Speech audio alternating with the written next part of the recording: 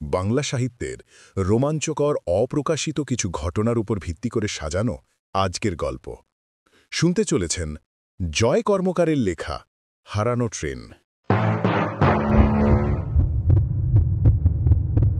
রাত ছিল মোটামুটি 2:48।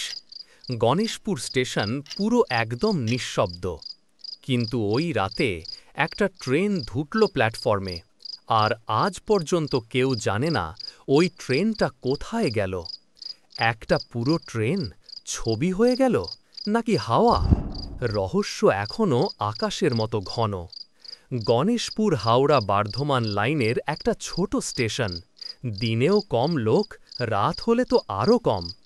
1967 ডিসেম্বরের এক শীতের রাত এখানে ঘটেছিল এ দেশের এক রেয়ার ঘটনা।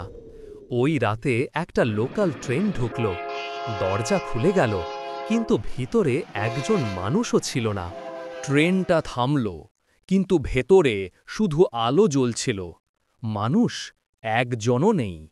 আর দরজার পাশে ধোঁয়ার মতো কিছু উড়ে উড়ে বেড়াচ্ছিল, যেন কেউ শ্বাস নিচ্ছে, কিন্তু কেউ নেই।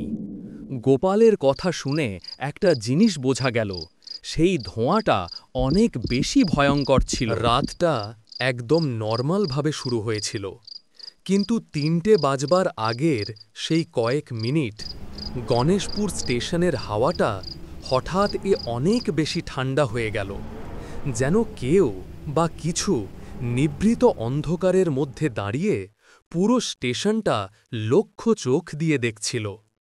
প্ল্যাটফর্মের একটা লাইট ঝিলঝিল করে উঠল, আর 1 সেকেন্ডের জন্য পুরো স্টেশন অন্ধকারে ঢুকে গেল।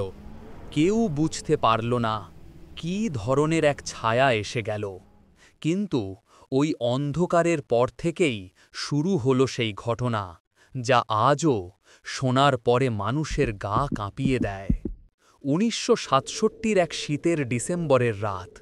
গণেশপুর স্টেশন তখন ছিল একদম ছোট আর শান্ত, কিন্তু ওই রাতে যে ট্রেনটা স্টেশনে ঢুকল, তারপর থেকেই এই জায়গার নামের সাথে একটা অশুভ ভয় জুড়ে গিয়েছে। ঘড়িতে বাজছিল 2:48। দূর থেকে একটা হালকা স্বর, তারপর লোকাল ট্রেনটা আস্তে আস্তে স্টেশনে ঢুকল। লাইট জ্বলছিল, দরজা খোলা হলো, সব নরমাল, কিন্তু একটা বিষয় একদমই নরমাল ছিল না।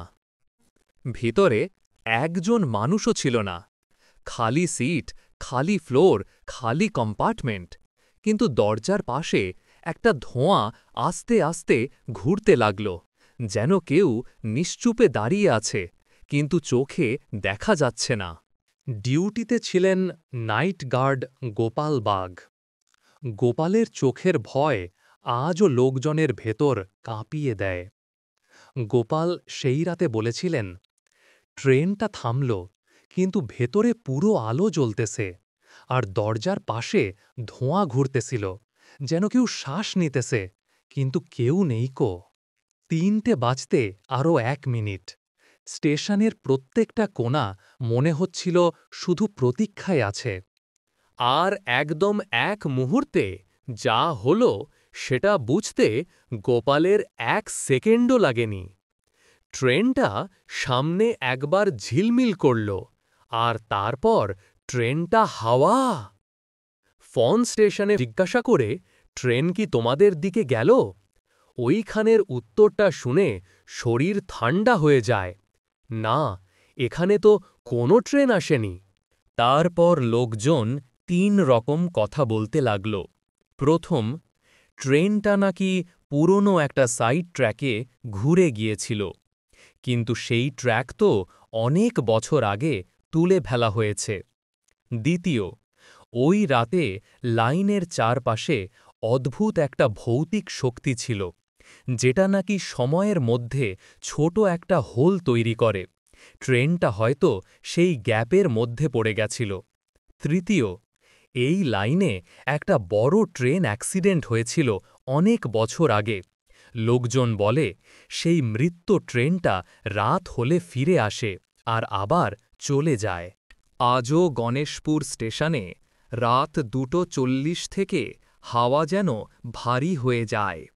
রেল ওয়ার্কাররা বলে লাইনের উপর কম কম নড়া শুরু হয়। 3টে বাজলেই দূরের থেকে ফেন্ট ট্রেনের শব্দ শোনা যায়, কিন্তু প্ল্যাটফর্ম পুরো শূন্য। প্রায় রাতেই লাইনের পাশে চাকার দাগ পাওয়া যায়, কিন্তু সেই লাইনে কোনো ট্রেন চলে না। ওই ঘটনার পর 5 জন রেলওয়ে ওয়ার্কার জব ছেড়ে দিয়েছিল, কিন্তু তারা কোনো কথা বলেনি, কোনো এক্সপ্লানেশন দেয়নি। সবচেয়ে ভয়ঙ্কর ব্যাপার, ওই দিনের ট্রেনের যে রেকর্ড থাকার কথা, সেই লগবুকটা অফিস থেকেই হারিয়ে যায়। ট্রেনটা কি সত্যি ভ্যানিশ হয়েছিল, না কেউ ইশারায় ইশারায় সত্যিটা লুকিয়ে রেখেছিল? গণেশপুর স্টেশনে রাত হলে মানুষ কম আসে, কিন্তু লোকজন বলে লাইনের ধারে ধারে একটা শ্যাডো ট্রেন আজও চলতে দেখা যায়।